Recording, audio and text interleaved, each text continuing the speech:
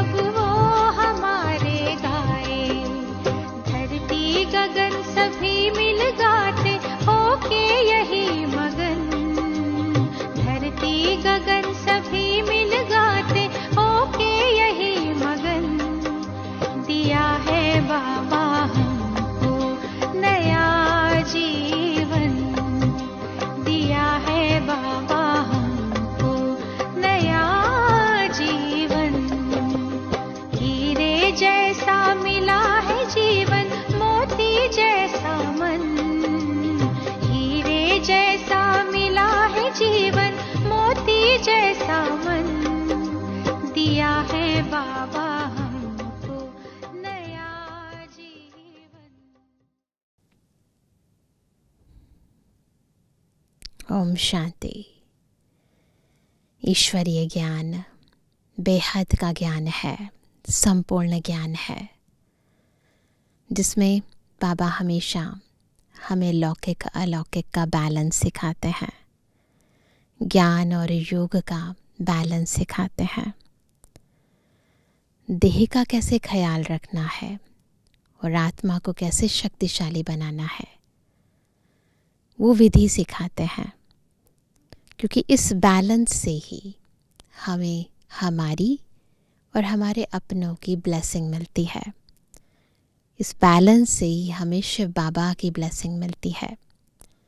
इसलिए बाबा बार बार हमें अनेक विधियां सिखाते हैं कि कैसे अपने अंतर को संपूर्ण संपन्न बनाकर, ज्ञान को पूर्ण रीति समझकर हम अपनी प्रैक्टिकल लाइफ को, अपने जीवन को परिवर्तन करें। आज की मुरली भी हमें कैसे अपने को बैलेंस में लेकर चलना है और कैसे राहु के इस ग्रहण से यानी 5 विकारों से मुक्ति प्राप्त करनी है, माया पर कैसे विजय प्राप्त करनी है, उसकी विधियां सिखा रही है। सुनते हैं बाबा के मधुर महावाक्य। आज है 20 फरवरी 2025।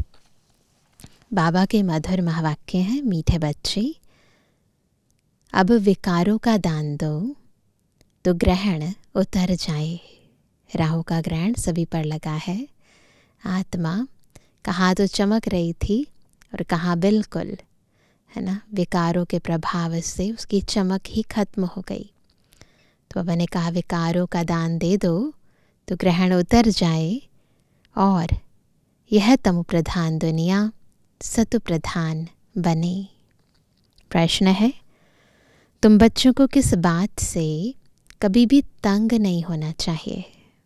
बहुत बच्चे तंग हो जाते हैं अपने जीवन से, परेशानियों से, अनेक तरह की बातों से। तो बाबा कहते हैं तुम बच्चों को किस बात से कभी तंग नहीं होना चाहिए? उत्तर है तुम्हें अपनी लाइफ यानी जीवन से कभी भी तंग नहीं होना चाहिए, क्योंकि यह हीरे जैसा जन्म गाया हुआ है, इनकी संभाल भी करनी है। तंदुरुस्त होंगे तो नॉलेज सुनते रहेंगे। यहाँ जितना दिन जिएंगे कमाई होती रहेगी, हिसाब किताब चुकतू होता रहेगा। इसलिए याद रखेंगे हीरे जैसा जन्म अमूलक है, इसे कौड़ी बदले गवाना नहीं है। आज का गीत है ओम नमो शिवाय।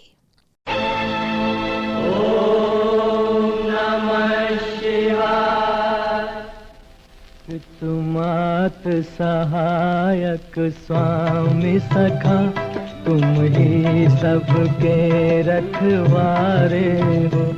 जिसका कोई आधार नहीं, उसके तुम एक सहारे हो। तुमात सहायक स्वामी सखा, तुम ही सबके रखवारे हो।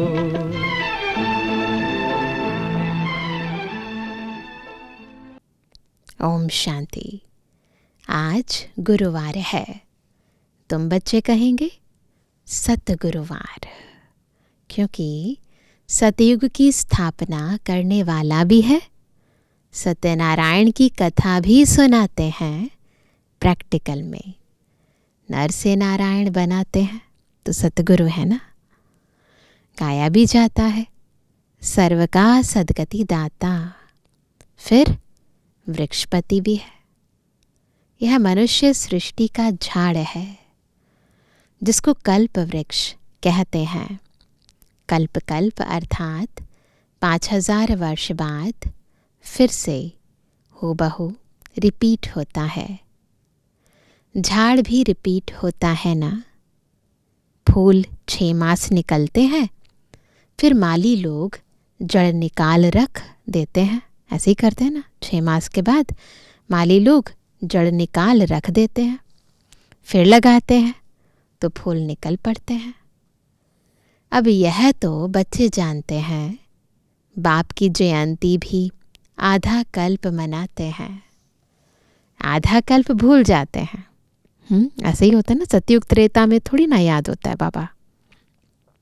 भक्ति मार्ग में आधा कल्प याद करते हैं। बाबा कब आकर के गार्डन ऑफ फ्लावर्स स्थापन करेंगे? दशाएं तो बहुत होती है ना। बृहस्पति की दशा भी है, उतरती कला की भी दशाएं होती हैं। तो बाबा की मुरली में सारे सब्जेक्ट्स आते हैं, तो एस्ट्रोलॉजी भी आती है। तो अभी बाबा बताते हैं कि अलग अलग तरह की दशाएं बैठती हैं ना दुनिया में, कुंडली में भी देखते हैं ना।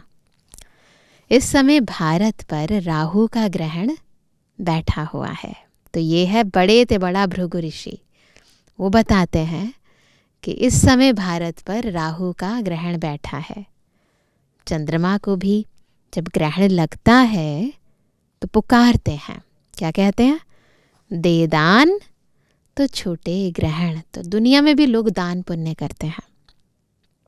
अब बाप भी कहते हैं यह 5 विकारों का दान दे दो तो छूटे ग्रहण। तो हमारे ऊपर ये जो राहु का ग्रहण है ना, विकारों का ग्रहण है, ये छूट जाएगा। अभी सारी सृष्टि पर ग्रहण लगा हुआ है, 5 तत्वों पर भी ग्रहण लगा हुआ है, क्योंकि तमो प्रधान है। ग्रहण लगता है तो क्या होता है, अंधेरा हो जाता है ना। तो अभी सभी के ऊपर अज्ञानता का अंधेरा है, विकारों का अंधेरा है।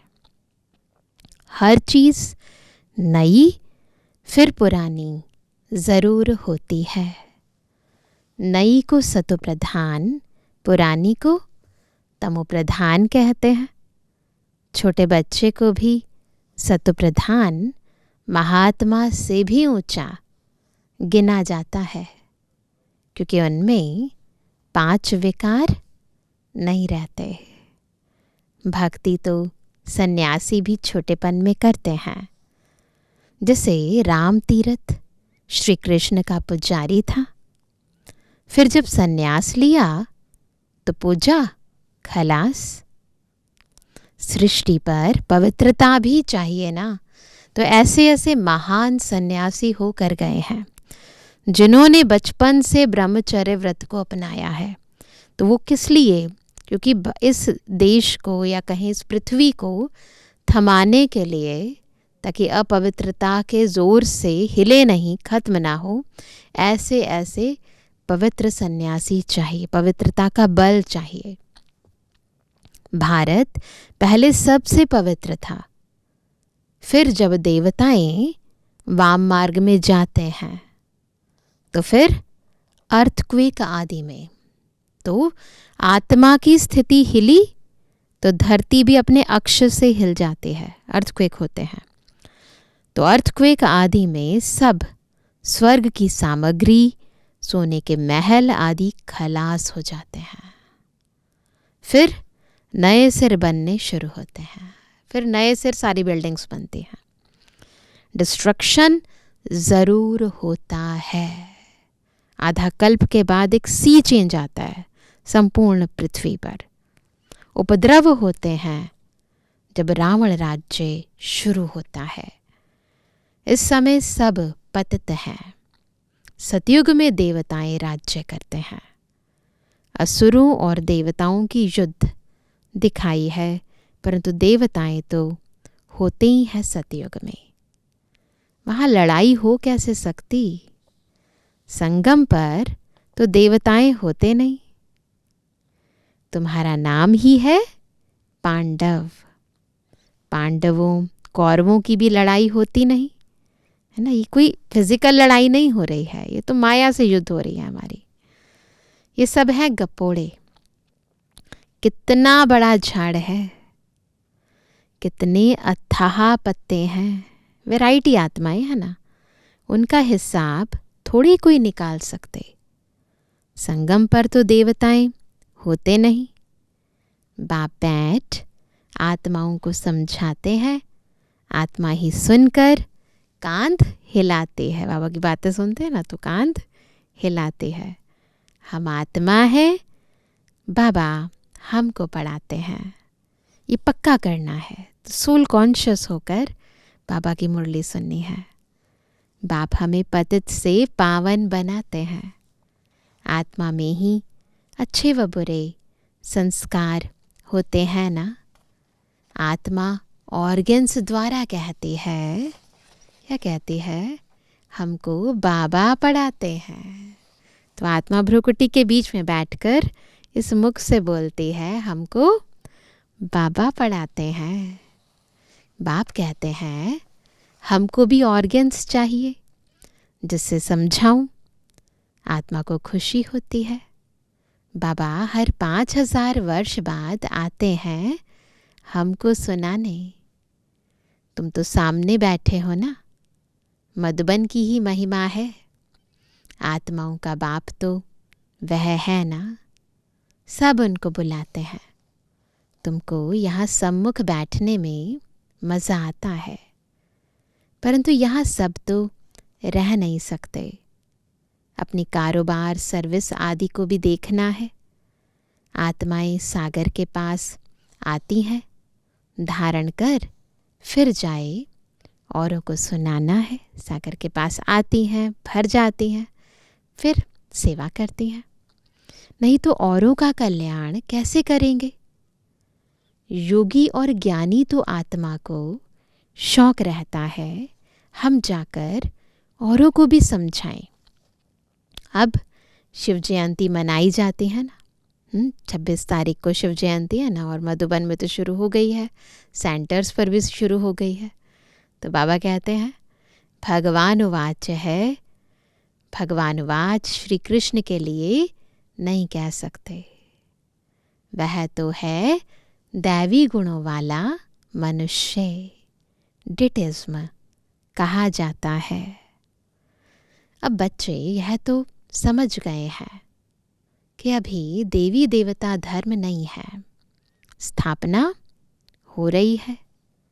तुम ऐसे नहीं कहेंगे कि हम अभी देवी देवता धर्म के हैं, नहीं, अभी तुम ब्राह्मण धर्म के हो, देवी देवता धर्म के बन रहे हो, धारणाएं अभी कर रहे हैं ना। तो बाबा कहते हैं देवताओं का परछाया इस पतित सृष्टि पर नहीं पड़ सकता है, क्योंकि देवताएं तो संपूर्ण पवित्र है ना, संपूर्ण निर्विकारी, तो इस पतित दुनिया में उनका परछाई भी नहीं पड़ सकती है। इसमें देवताएं आ ना सके, तुम्हारे लिए नई दुनिया चाहिए। लक्ष्मी की भी पूजा करते हैं तो घर की कितनी सफाई कर देते हैं, है ना, तो वो तो बस प्रतीक रूप से, वैसे लक्ष्मी थोड़ी ना आती है। अब इस सृष्टि की भी कितनी सफाई होनी है, क्योंकि आना है ना लक्ष्मी नारायण को। सारी पुरानी दुनिया ही खत्म हो जानी है। लक्ष्मी से मनुष्य धन ही मांगते हैं और कुछ नहीं मांगते ना, धन की देवी कहते हैं। लक्ष्मी बड़ी या जगदम्बा बड़ी, आत्मा तो वही है, लेकिन लक्ष्मी बड़ी या जगदम्बा बड़ी। तो सभी ने कहा अम्बा। अम्बा के मंदिर भी बहुत हैं। मनुष्यों को कुछ भी पता नहीं है, किसी को नहीं पता कि ये वही आत्मा है, मम्मा वाली आत्मा ही है। तुम समझते हो लक्ष्मी तो स्वर्ग की मालिक और जगदम्बा, जिसको सरस्वती भी कहते हैं, वही जगत अम्बा फिर यह लक्ष्मी बनती है। तो हमें तो देखो लक्ष्मी के, नारायण के आदि मध्य अंत का पता है ना, कितने त्रिकालदर्शी, कितने ज्ञान के अथाह भंडार से भरपूर हो चुके हैं हम। तुम्हारा पद ऊंच है, देवताओं का पद कम है, इसलिए अम्बा बड़ी ना। तो वो कहते ब्राह्मण देवताओं से भी ऊंच है, ब्रह्मा भोजन की महिमा है। ऊंचते ऊंच तो ब्राह्मण, चोटी है ना, विराट रूप में ब्राह्मण का है चोटी में। तुम हो सबसे ऊंच, तुम्हारी महिमा है सरस्वती जगत अम्बा, उनसे क्या मिलता है? सृष्टि की बादशाही। वहां तुम धनवान बनते हो, विश्व का राज्य मिलता है, फिर गरीब बनते हो, फिर धीरे धीरे कलाएं कम होती है ना, तो आत्मा अंदर और बाहर दोनों से गरीब बन जाती है। भक्ति मार्ग शुरू होता है, फिर लक्ष्मी को याद करते हैं। जब भक्ति मार्ग शुरू होता है तो फिर लक्ष्मी को याद करते हैं। हर वर्ष लक्ष्मी की पूजा भी होती है। लक्ष्मी को हर वर्ष बुलाते हैं। जगत अम्बा को कोई हर वर्ष नहीं बुलाते हैं। जगदम्बा की तो सदैव पूजा होती ही है ना। लक्ष्मी की खास दिवाली पर होती है, पर जगदम्बा की तो हमेशा ही होती है। जब चाहे तब अम्बा के मंदिर में जाएं। यहाँ भी जब चाहो जगत अम्बा से मिल सकते हो। साकार मुरली है तो समय मम्मा भी थी, तो बाबा ने इसलिए कहा कि यहाँ भी जब चाहे मम्मा से मिल सकते हो। तुम भी जगत अम्बा हो ना। तो बाबा सबको जगदम्बा बनाते हैं, जगत की माँ। सबको विश्व का मालिक बनने का रास्ता बताने वाले हो। जगत अम्बा के पास सब कुछ जाकर मांगते हैं। लक्ष्मी से सिर्फ धन मांगते हैं। उनके आगे तो सब कामनाएं रखेंगे। तो सबसे ऊंच मर्तबा तुम्हारा अभी है। जबकि बाप के आकर बच्चे बने हो। बाप वर्षा देते हैं। अभी तुम हो ईश्वरीय संप्रदाय, फिर होंगे दैवी संप्रदाय। इस समय सब मनोकामनाएं भविष्य के लिए पूरी होती हैं। कामना तो मनुष्य को रहती है ना, तुम्हारी सब कामनाएं पूरी होती हैं। यह तो है आसुरी दुनिया। बच्चे देखो कितने पैदा करते हैं।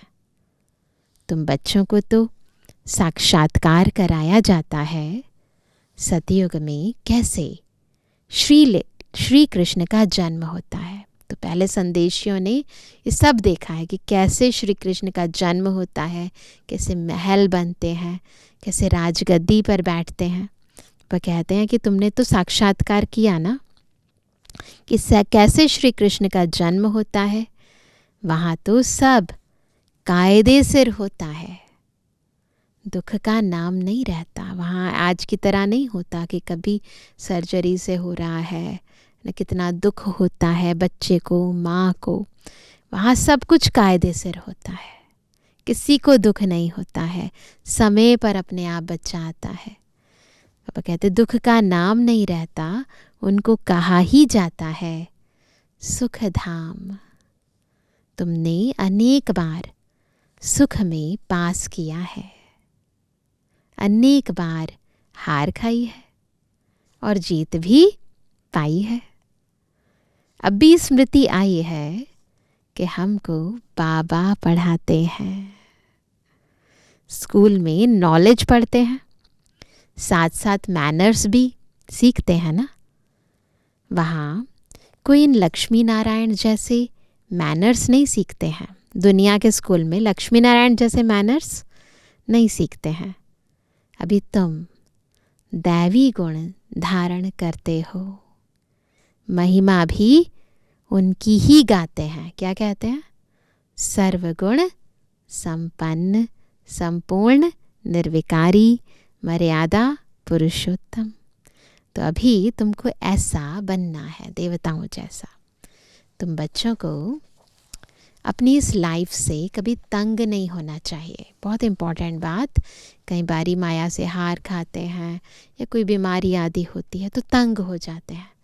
बाबा कहते नहीं, तंग नहीं होना चाहिए, क्योंकि यह हीरे जैसा जन्म गाया हुआ है। इनकी संभाल भी करनी होती है। ऐसे नहीं कि आत्मा समझो तो देह को बिल्कुल भूल जाओ, उसको इग्नोर करो, बीमारी होती है तो देखा जाए। नहीं, बाबा बैलेंस सिखाते हैं। तंदुरुस्त होंगे तो नॉलेज सुनते रहेंगे, बीमारी में भी सुन सकते हैं, बाप को याद कर सकते हैं।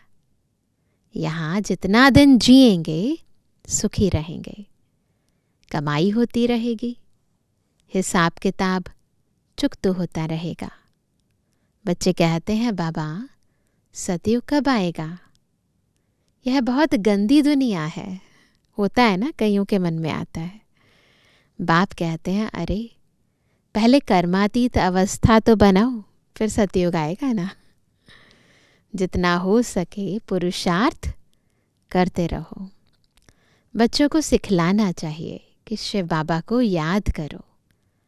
यह है अव्यभिचारी याद, एक की याद, बस एक शिव की भक्ति करना, वह है अव्यभिचारी भक्ति, सत्व प्रधान भक्ति। तो भक्ति में भी स्टेजेस होते हैं, इसे ज्ञान में भी स्टेजेस होते हैं। फिर देवी देवताओं को याद करना, वह है सतो भक्ति। बाप कहते हैं उठते बैठते मुझ बाप को याद करो। बच्चे ही बुलाते हैं, हे पतित पावन, हे लिबरेटर, हे गाइड। यह आत्मा ने कहा ना, आत्मा ही तो कहती है ना परमात्मा को। बच्चे याद करते हैं, बाप अभी स्मृति दिलाते हैं, तुम याद करते आए हो, हे दुख हरता सुख करता आओ। याद दिला रहे हैं कि हमने ऐसे याद किया था, इसलिए मैं आया हूँ। आकर दुख से छुड़ाओ, लिबरेट करो, शांति धाम में ले जाओ। तो पुकारा किसने था? हमने। तो बाबा में याद दिला रहे हैं कि तुम्हारी ही पुकार थी। बाप कहते हैं तुमको शांति धाम में ले जाऊंगा। फिर कहाँ आएंगे? फिर सुख धाम में तुमको साथ नहीं देता हूँ।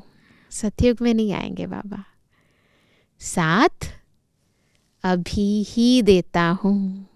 केवल संगम युग पर हम बाबा के साथ को, हाथ को, है ना, उनके हर एक संबंध को अनुभव कर सकते हैं।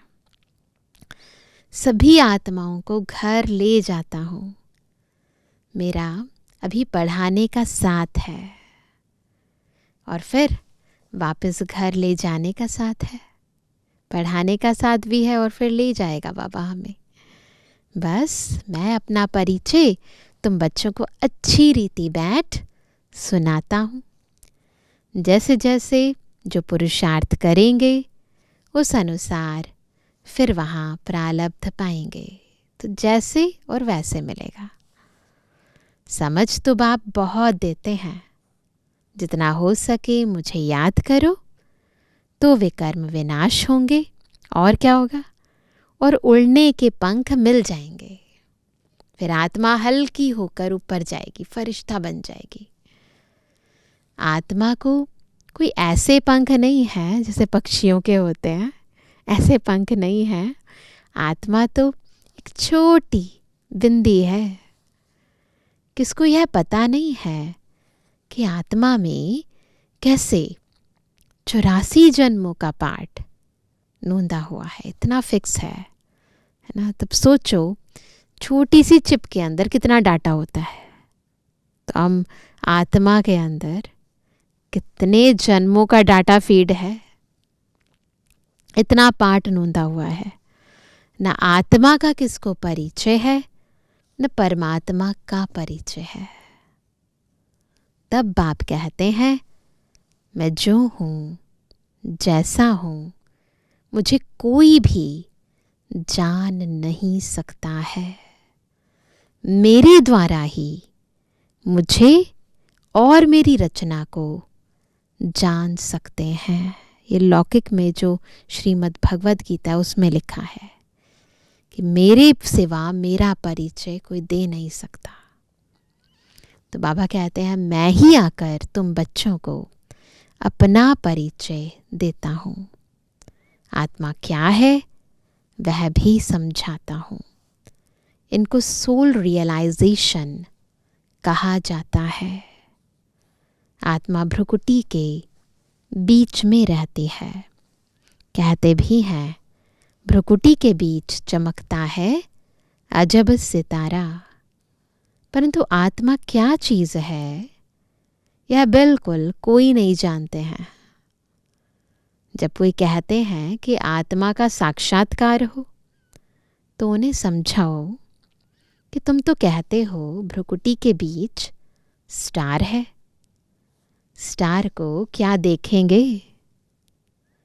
टीका भी स्टार का ही देते हैं, है ना। टीका लगाते हैं ना मंदिर में, तो भी स्टार का ही देते हैं। जैसे चंद्रमा में भी स्टार दिखाते हैं। वास्तव में आत्मा है स्टार, सितारा है एक चमकता हुआ। अभी बाप ने समझाया है तुम ज्ञान स्टार्स हो। बहुत सुंदर टाइटल बाबा ने दिया आज हमें। हम सब कौन हैं? ज्ञान सितारे, ज्ञान स्टार्स हैं।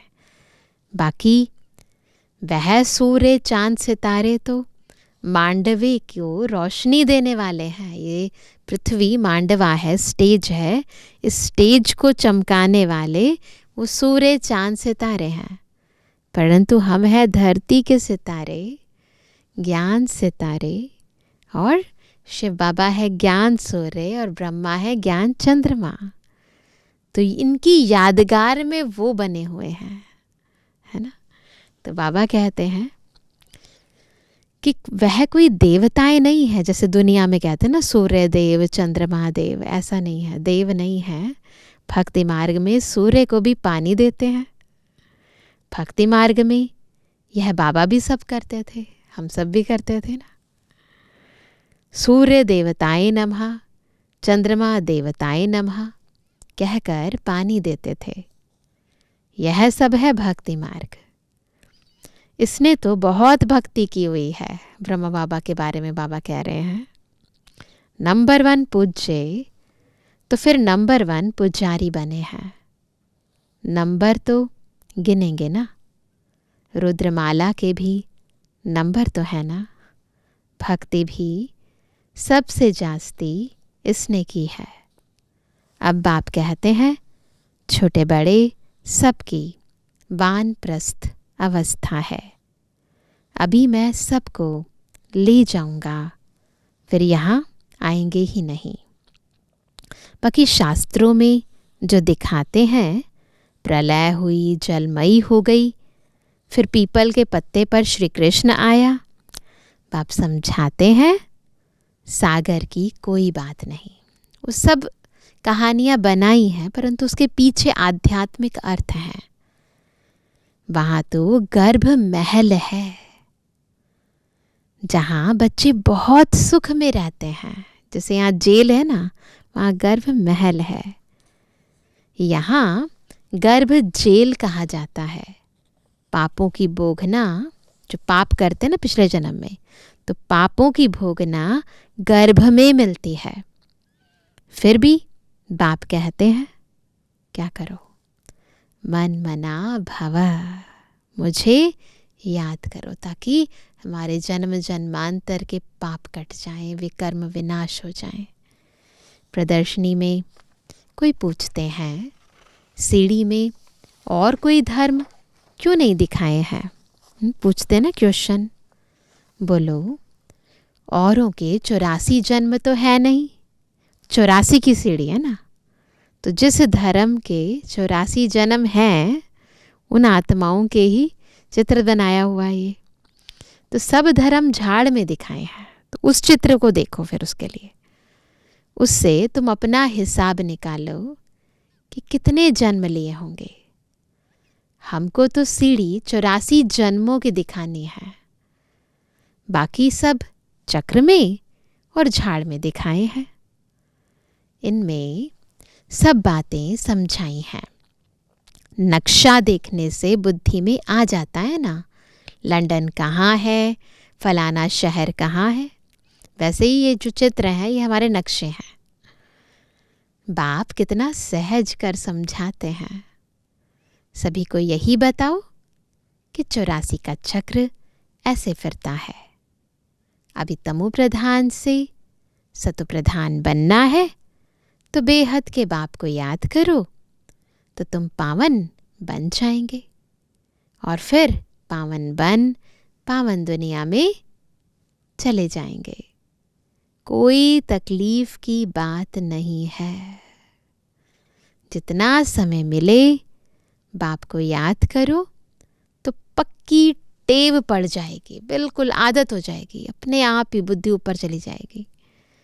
बाप की याद में तुम दिल्ली तक पैदल जाओ।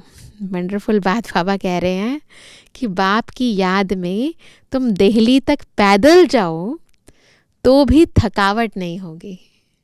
यात्राएं करते हैं ना बाबा के बच्चे, है ना, अलग अलग तरह की यात्राएं निकालते हैं। तो बाबा कहते हैं ये दिल्ली तक भी पैदल जाओगे ना तो भी थकावट नहीं होगी। सच्ची याद होगी तो देह का भान टूट जाएगा, फिर थकावट हो नहीं सकती। सोल कॉन्शियस होंगे तब। पिछाड़ी में आने वाले और ही याद में तीखे जाएंगे। देखो बाबा ने कह दिया है, इसलिए ये मत सोचो लेट आए हैं। बाबा ने कहा है पिछाड़ी आने वाले याद में और ज़्यादा तीखे जाएंगे। अच्छा, मीठे मीठे सर्विस एबल आज्ञाकारी बच्चों पर माता पिता बाप दादा का याद। Good morning. रूहानी बाप की रूहानी बच्चों को नमस्ते। रूहानी बच्चों की रूहानी बाप दादा को गुड मॉर्निंग, नमस्ते नमस्ते नमस्ते। धारणा के लिए मुख्य सार पहला, एक बाप की अव्यभिचारी याद में रहे देह भान को खत्म करना है। अपनी कर्मातीत अवस्था बनाने का पुरुषार्थ करना है। इस शरीर में रहते अविनाशी कमाई जमा करनी है। दूसरा, ज्ञानी तो आत्मा बन औरों की सर्विस करनी है। बाप से जो सुना है उसे धारण कर दूसरों को सुनाना है। 5 विकारों का दान दे राहु के ग्रहण से मुक्त होना है। आज का वरदान है, एक मत और एक रस अवस्था द्वारा। 2 चीज़ें, एक मत, एक शिव बाबा की मत, और एक रस अवस्था द्वारा धरनी को फलदायक बनाने वाले हिम्मतवान भव। धरनी को फलदायक बनाने के लिए हिम्मत चाहिए ना। कई ऐसी धरनियाँ होती हैं, ऐसी जगह होती है जहाँ पर लोग ज्ञान नहीं सुन पाते हैं, तो ऐसी कलराठी भूमि होती है। बाबा कहते हैं उसके लिए हिम्मत चाहिए, और उसके लिए कैसी अवस्था चाहिए? एक मत और एक रस। जब आप बच्चे हिम्मतवान बनकर संगठन में एक मत और एक रस अवस्था में रहते व एक ही कार्य में लग जाते हो, तो स्वयं भी सदा प्रफुल्लित रहते और धरनी को भी फलदायक बनाते हो। मिलकर काम करते हैं ना। जैसे आजकल साइंस द्वारा अभी अभी बीज डाला, अभी अभी फल मिला, ऐसे ही साइलेंस के बल से सहज और तीव्र गति से प्रत्यक्षता देखेंगे। जब स्वयं निर्विघ्न एक बाप की लगन में मगन, स्वयं निर्विघ्न बनेंगे और एक बाप की लगन में मगन एक मत और एक रस रहेंगे, तो अन्य आत्माएं भी स्वतः सहयोगी बनेंगी और धरनी फलदायक हो जाएगी। आज का स्लोगन है, जो अभिमान को शान समझ लेते, दुनिया में यही करते हैं ना, अभिमान को शान समझ लेते हैं, वह निर्माण नहीं रह सकते, कभी झुकेंगे नहीं, है ना, वो निर्माण नहीं रह सकते। आज का व्यक्त इशारा, एकांत प्रिय बनो, एकता और एकाग्रता को अपनाओ। एकांतवासी और रमणीकता, दोनों शब्दों में बहुत अंतर है, लेकिन संपूर्णता में दोनों की समानता रहे। जितना ही एकांतवासी, ये अंदर का एकांत है, एक के अंत में जाना, उतना ही फिर साथ साथ रमणीकता भी हो, क्योंकि परिवार में रहना है ना, तो ऐसा भी नहीं नीरस होकर रहेंगे बिल्कुल जैसे जंगल में चले गए। एकांत में रमणीकता गायब नहीं होनी चाहिए, दोनों समान और साथ साथ रहें। अभी अभी एकांतवासी, अभी अभी रमणीक। जितनी गंभीरता उतना ही मिलनसार भी हो, है ना। मिलनसार अर्थात सर्व के संस्कार और स्वभाव से मिलने वाला। तो दोनों चीज़ें चाहिए, एकांत भी और रमणीकता भी। अच्छा, ओम शांति।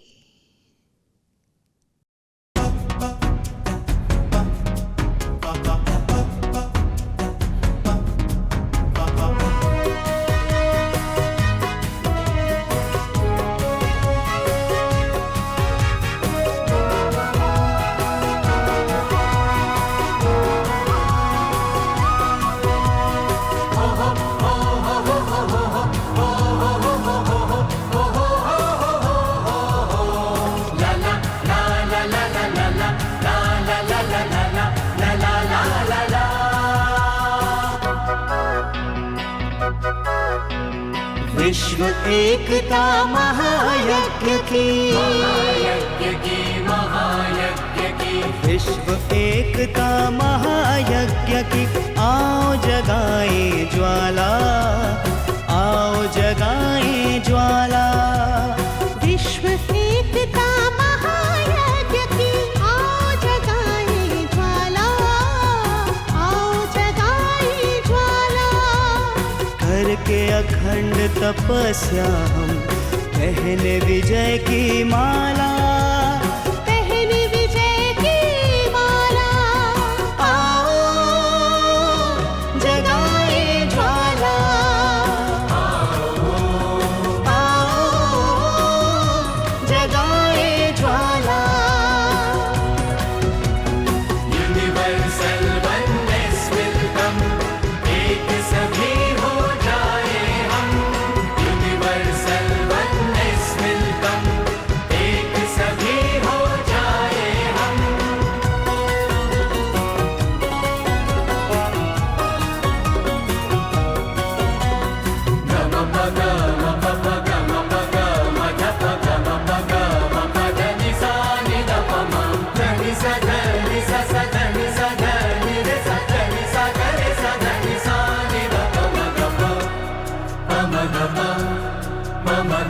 विश्व एकता से ही होगा समाधान हर बात का, समाधान हर बात का, समाधान हर बात का।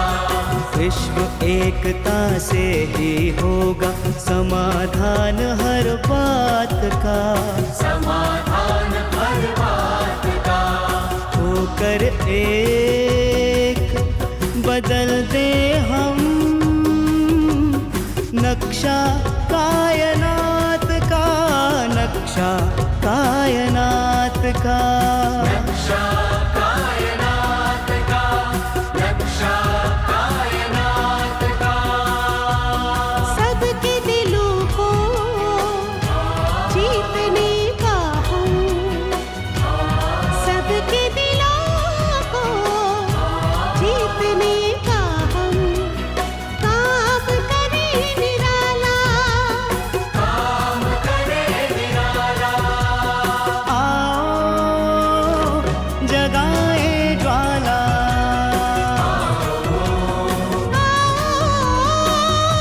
जगाए ज्वाला।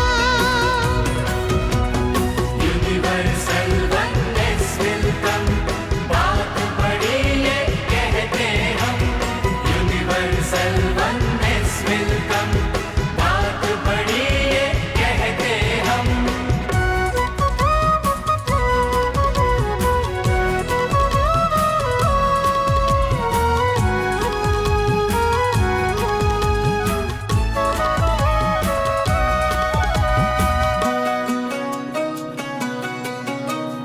अभी नहीं तो कभी नहीं, अभी नहीं तो कभी नहीं, रखे हमेशा याद, सबसे हाथ मिला ले हम, कभी ना आता बाद।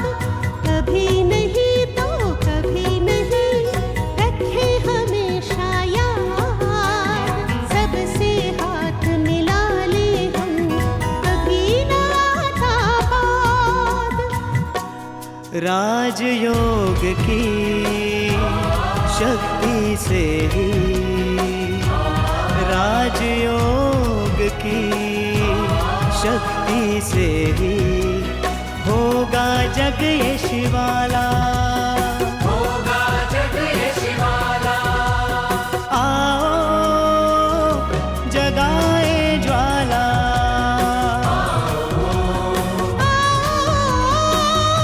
जगाए ज्वाला। यूनिवर्सल वननेस वेलकम, अब न रहेगा कोई गम। यूनिवर्सल वननेस वेलकम, अब न रहेगा कोई गम।